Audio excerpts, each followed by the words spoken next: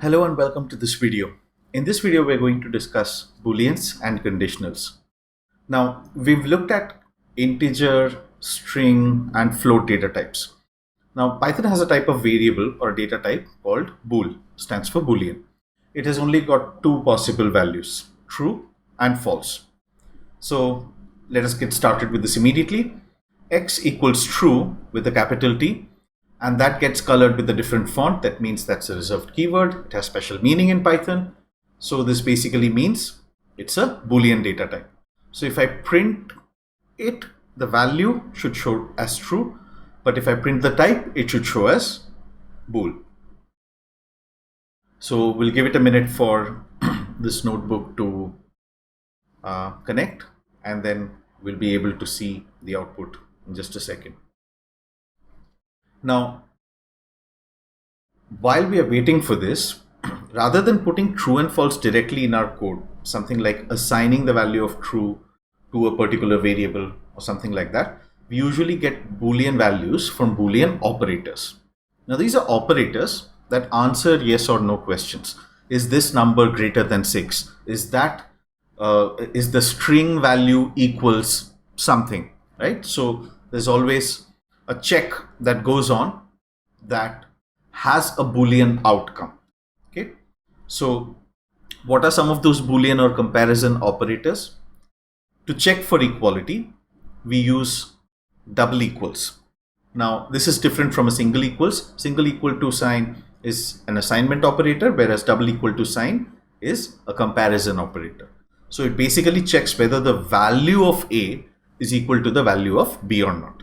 Okay, so it checks A equal to B, and then the reverse of that or the inverse of that will be A not equal to B. So A exclamation mark equal B, that essentially means you're checking whether the value of A is not equal to B or not. Okay, and then there's less than B, less than equal to B, greater than, and greater than equal to. Okay, so sounds simple enough. Let's implement that immediately.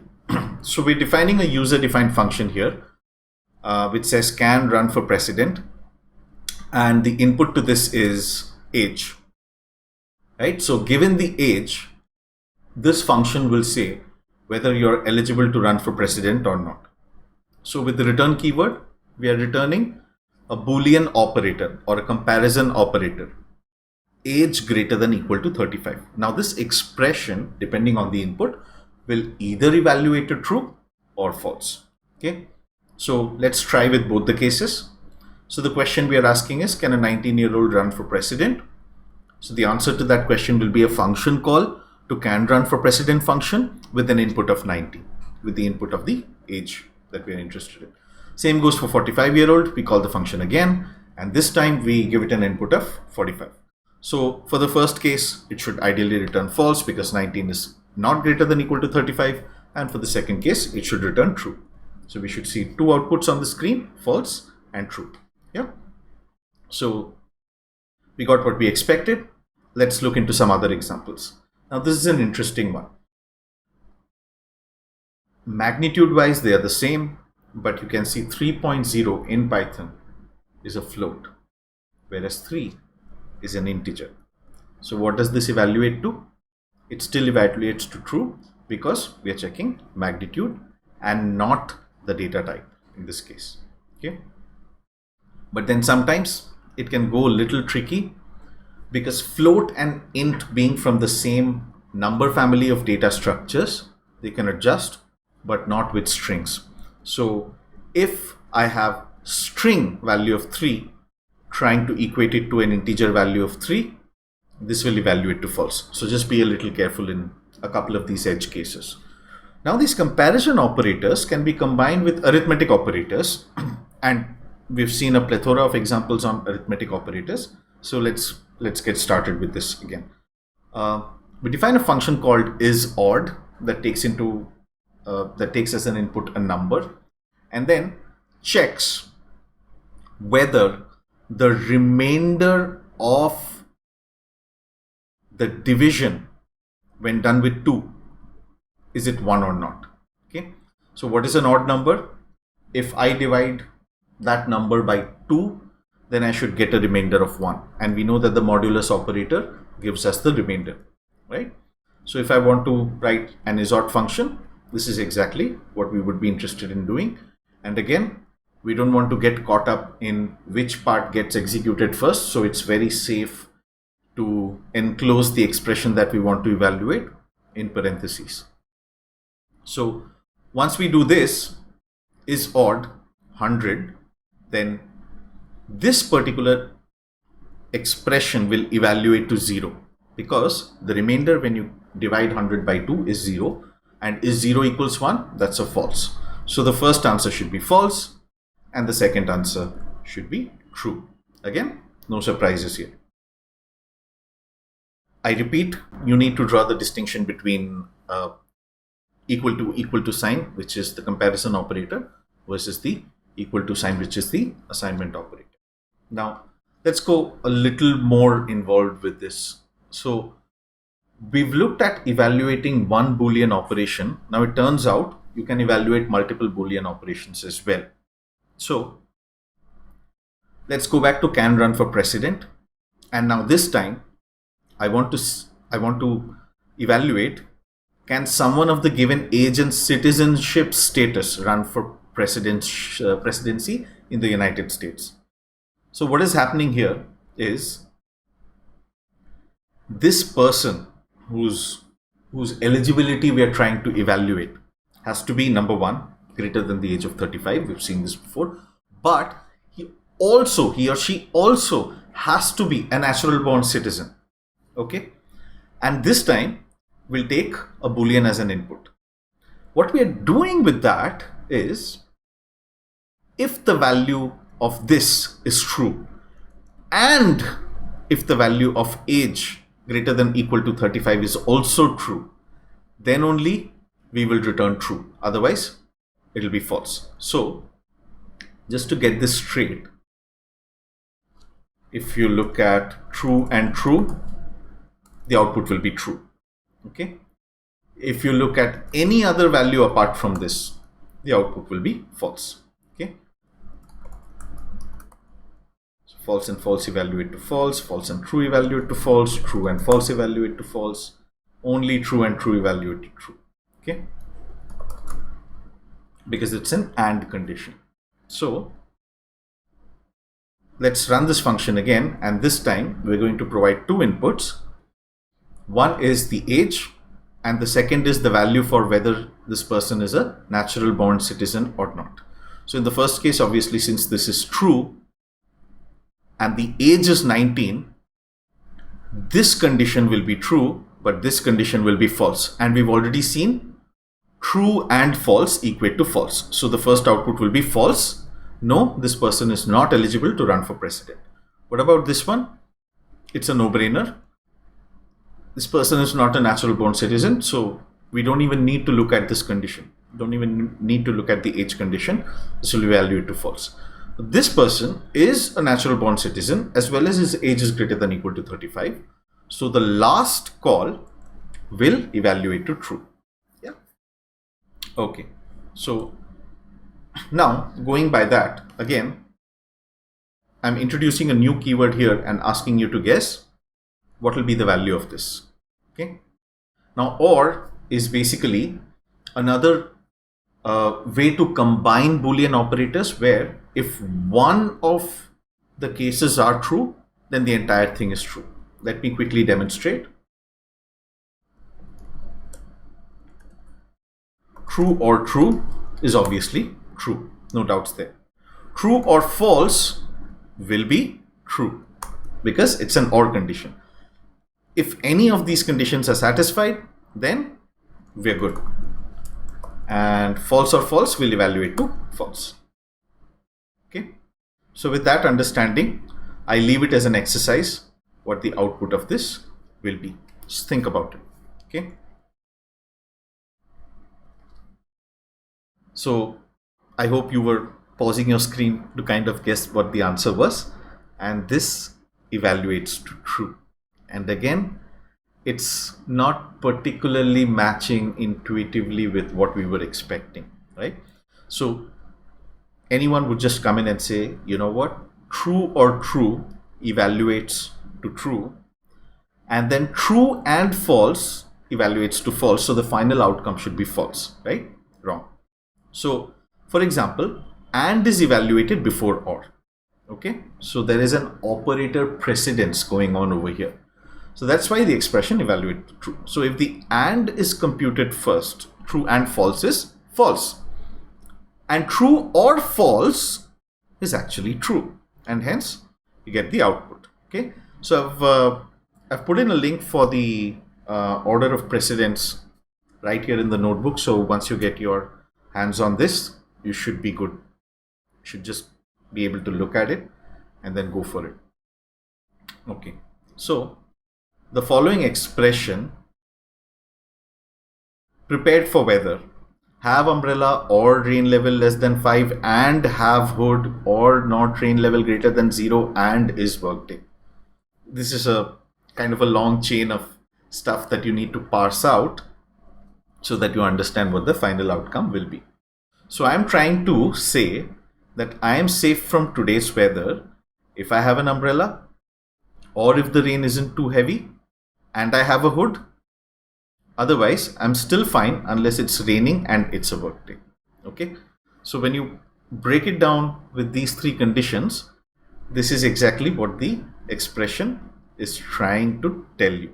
Okay, but you can clearly see, unless I had given these bullet points full of English explanations, this would have been impossible to read, right?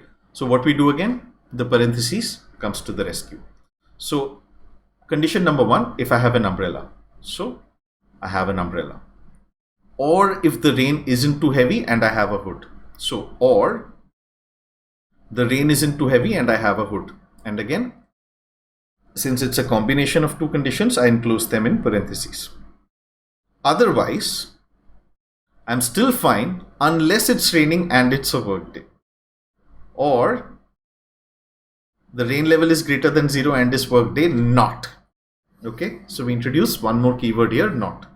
So basically, whatever this evaluates to should not be the case, right? Otherwise, I'm still fine unless it's raining and it's a work day, right? So it's intentionally phrased this way so that I can pick your brain on how to express this in Python, right? So you can add even more parentheses if you think it helps readability. It's kind of a subjective call. So have an umbrella or, and a chain of parentheses have started, have rain less than 5 and have hood. So there goes one expression, and then not rain level greater than 0 and is work day. So you take a call on which one you would like to go forward with. Now to make it even more readable, reading this one gigantic line is not helping me comprehend what is going on, right? Again, it's very easy. You just have to split it into multiple lines. So we can split it on multiple lines like so that each condition resides on its own line. Okay, so have umbrella over here, or rain level greater than 5 and have hood, or not rain level greater than 0 and it's a work day. Okay, so that's how you went from learning the Boolean data type to what a Boolean operator is, and now these complex chains of commands that really help you achieve a business logic. Okay, so let's go over to conditionals. Now Booleans are most useful when combined with conditional statements using if, elif and else. Okay, now the word elif is basically a contraction of else if. Okay, so we'll go through it. It'll be easy enough to understand. Conditional statements, often referred to as if-then statements, let you control what pieces of code are run based on the value of some Boolean condition. Okay, so let's go through that with the help of an example. There's a function inspect and it takes x as an input. Now if x equals 0, let's just pause here. So there is a new keyword that we have encountered, but then this should be familiar enough, right? So this is nothing but a Boolean operator. So if you see that highlighted piece, if that particular part is true, then the whole program goes inside and executes whatever is in the scope of if, right? So since this print is indented inside the if block, it is part of that if block. It will only get executed when this if expression evaluates to true. Okay, so if x is equal to 0, print x is 0. If else if so else if x greater than 0, print x is positive. Else if x less than 0, print x is negative. Or else x is unlike anything I have ever seen. Okay, so what can happen here? Either x is a 0, or x is greater than 0, or x is later than, or x is less than 0. And then you might say, when does it go to if? When does it go to else finally? When, let's say, the data type is a string, right? Can happen. So we are covering all of the cases here. And then first of all, we'll be calling inspect with the input of 0. So it will check this condition, and this condition will get satisfied. This will evaluate to true, and it will print and then exit. So whenever an if block is complemented with an else if block or multiple else if blocks or an else block, it will first look at the if, and if the condition is satisfied, it will execute this piece and get out of the program. If this condition is not satisfied, it will move on here. And if this condition is satisfied, again, it will print x is positive and then exit the loop, exit this whole block. It won't even check the else if part or this else part. Okay, that's how it will work. So obviously, if we try and comprehend the solution to both these function calls, then inspect of 0 will result in execution of this code block, and then the second function call will result in execution of the third else if statement. Okay, so let's just quickly confirm that. So x is 0, x is negative, or minus 15 is negative, 0 is 0. Okay, so the if and else keywords are often used in other languages. Again, if you have some familiarity with some other programming language, I'm sure you're able to connect to this. Even if you have that, elif is kind of new. Like I said, it's a contraction of the word else if. So this is something new in Python. Now, there is a special use of colons in this, right? So again, keep in mind, every time we check for a condition, we are using the colon and then indenting our code so that that indented piece of code represents that this piece of code is only under the scope of its parent, which is when the colon starts, right? So I've put that all here. Give it a read, skim through it. I'm sure you'll be able to understand. And now let's again go through this next example. So I define a function, then define a condition. If it is greater than 0, then this gets printed, and then this gets printed. Now something interesting is going on here with respect to understanding scope. Okay. Now what if I provide 1 as an input? Is 1 greater than 0? Yes. So this gets printed, but this last print statement is outside the if block altogether. Why? Because it's not in the same place as the if, right? So if I have a colon here, then everything indented after that is in the scope of this if statement. But anything that is not indented is not in the scope of the if statement, and this will execute regardless of whether that if condition is satisfied or not. So for the first function call, since the if condition is satisfied here, 1 is greater than 0, all 3 print statements are going to get executed or are going to get printed.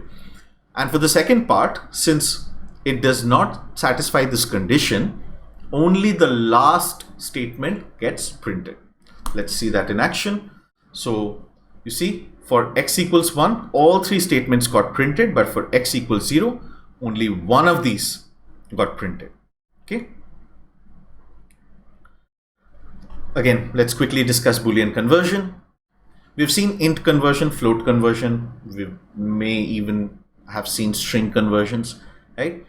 It turns out there are also Boolean conversions. How? Now, if you try to convert 1 to a Boolean, it will result in true. If you convert 0 to a Boolean, it will result in false. Okay. Any string that you provide will be treated as true. Okay. Except, of course, the empty string. So if you provide an empty string, it will evaluate to false. Okay. So the first will evaluate to true, the second will evaluate to false, third will be true, fourth will be false. Okay. This is just stuff that you have to remember, memorize, and as and when you keep practicing, it will get clearer and clearer. So don't sweat over it if you can't remember everything as of right now. As and when you practice, as and when you get your hands dirty, you will get more familiar with this stuff. Okay. And then finally, we can use non-Boolean objects in if conditions and other places where a Boolean would be expected. Okay.